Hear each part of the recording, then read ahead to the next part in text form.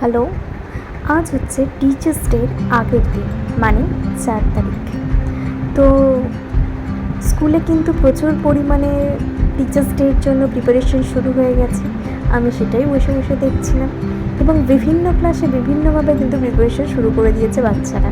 এখানে যেমন বাচ্চারা হ্যাপি লিখে ঝগড়া করছে নিজেদের মধ্যে, কে টিচার্স বানানটা এরপর লিখবে।